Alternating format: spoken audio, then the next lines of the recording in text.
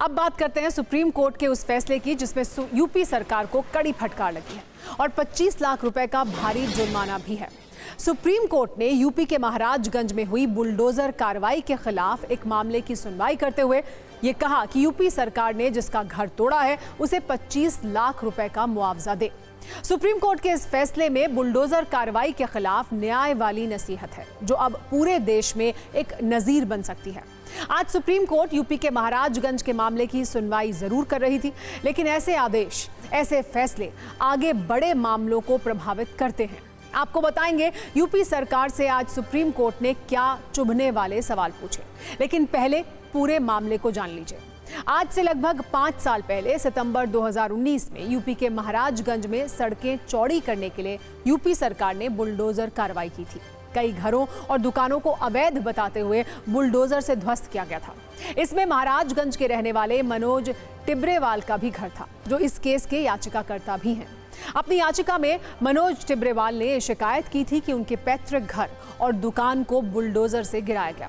इस पर स्वतः संज्ञान लेते हुए सुप्रीम कोर्ट ने आज सुनवाई की और यूपी सरकार के वकील से सवाल पूछे और जुर्माना भी लगाया। आज सुप्रीम कोर्ट ने 25 लाख रुपए के जुर्माने के साथ साथ यूपी सरकार के वकील से कई ऐसे सवाल पूछे जो त्वरित इंसाफ के लिए बुलडोजर मॉडल का समर्थन करने वालों को बहुत चुभेंगे। सुप्रीम कोर्ट के मुख्य न्यायाधीश DY चंद्रचूड़ ने कोर्ट रूम में मौजूद यूपी सरकार के वकील से कहा कि आपके अधिकारी एक रात सड़क चौड़ीकरण के लिए पीले निशान वाली जगह को तोड़ते हैं। अगले दिन सुबह आप बुलडोजर लेकर पहुंच जाते हैं। आप परिवार को घर खाली करने का समय भी नहीं देते हैं। इस मामले में सड़क चौड़ीकरण तो सिर्फ एक बहाना नजर आता है। यूपी ने नेशनल हाईवे की मूल चौड़ाई दर्शाने के लिए कोई दस्तावेज पेश नहीं किया है। NHRC की रिपोर्ट बताती है कि तोड़ा गया हिस्सा 3.7 मीटर से कहीं अधिक था, जबकि आप कहते हैं कि वो 3.7 वर्ग मीटर का अतिक्रमण करता था। इस तरह लोगों के घरों को कैसे तोड़ना शुरू कर सकते हैं? किसी के घर में घुसना अराजकता है। ये पूरी तरह से मनमानी है। उचित प्रक्रिया का पालन कहाँ किया गया है? सुप्रीम कोर्ट ने यह भी कहा कि हमारे पास हलफनामा है जिसमें कहा गया है कि कोई नोटिस जारी नहीं किया गया था। आपके अधिकारी केवल साइट पर गए थे और लोगों को सूचित किया था। क्या इससे न्याय का उद्देश्य पूरा होगा? इस मामले में सुनवाई के दौरान कोर्ट रूम में बुलडोजर एक्शन और अवैध निर्माण वाले सवाल जवाब भी हुए। CJI ने राज्य सरकार के वकील से पूछा कि कितने घर तोड़े। इसके जवाब में राज्य सरकार के वकील ने बताया कि 123 अवैध निर्माण थे। इस पर जस्टिस JB पारदीवाला ने पूछा कि आपके ये कहने का आधार क्या है कि ये अनधिकृत था? आपने 1960 से क्या किया है? पिछले 50 साल से क्या कर रहे थे? ये अहंकार है। राज्य को NHRC के आदेशों का कुछ सम्मान करना होगा। आप चुपचाप बैठे हैं और एक अधिकारी के कार्यों की रक्षा कर रहे हैं। आज सुप्रीम कोर्ट ने अपने आदेश में उत्तर प्रदेश के मुख्य सचिव को निर्देश दिया कि वो अवैध निर्माण के लिए जिम्मेदार सभी अधिकारियों और ठेकेदारों के खिलाफ जांच करें और अनुशासनात्मक कार्रवाई शुरू करें। न्यायालय ने यह भी स्पष्ट किया कि राज्य सरकार अवैध निर्माण के लिए जिम्मेदार व्यक्तियों के खिलाफ आपराधिक कार्रवाई शुरू करने के लिए भी स्वतंत्र है और सभी निर्देशों का 1 महीने के भीतर पालन किया जाना चाहिए। TV9 भारतवर्ष से याचिकाकर्ता मनोज टिब्रेवाल ने बात की। उन्होंने बताया कि सितंबर 2019 में उनके साथ क्या हुआ था, कैसे बिना नोटिस दिए, बिना वक्त दिए उनके घर को गिरा दिया गया था।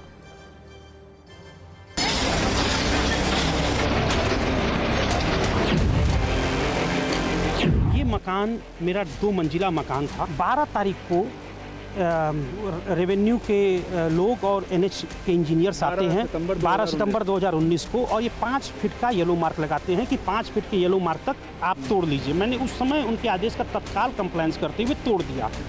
उसके बाद अचानक धोखे से जिलाधिकारी ने जो है अपने 24 घंटे के पहले के निर्णय को रहस्यमय परिस्थितियों में न जाने क्यों बदल दिया और कई बुलडोजरों को भेज करके मेरे मकान को ध्वस्त करा दिया मिनटों में।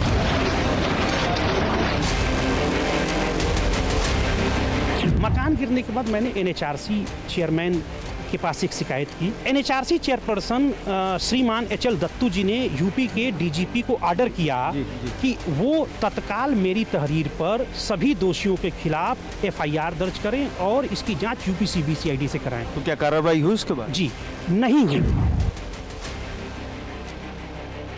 सुप्रीम कोर्ट से मुझे न्याय मिला है, और न सिर्फ मुझे न्याय मिला है बल्कि मेरे जैसे जो सैकड़ों लोगों ने, 123 लोग हैं, 123 लोगों ने डर के मारे, दहशत के मारे अपना मकान गिरा लिया, उन सबको एक न्याय की एक उम्मीद जगी है। एक तो मुझे 25 लाख रुपए का इंटरिम कंपनसेशन देने के लिए यूपी गवर्नमेंट को निर्देशित किया है 1 महीने के अंदर। मुख्य सचिव को निर्देशित किया कि जितने भी दोषी अधिकारी हैं जांच कंडक्ट करा के इनके अगेंस्ट लीगल और डिपार्टमेंटल एक्शन लेना।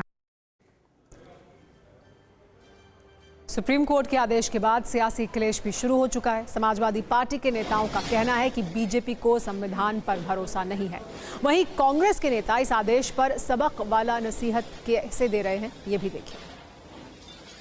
देश की सबसे बड़ी न्यायपालिका का बार बार उत्तर प्रदेश की सरकार का बुलडोजर एक्शन पे रोक लगाना, उस पर टिप्पणी करना, इस बात को बताता है कि भारतीय जनता पार्टी का देश की न्यायपालिका, देश के संविधान में विश्वास नहीं है। भारतीय जनता पार्टी जो लोगों को आवाज उठाने पर डरा धमका रही थी, बुलडोजर की कार्रवाई से डराना चाहती थी, उनके ऊपर ये एक कड़ा झटका है।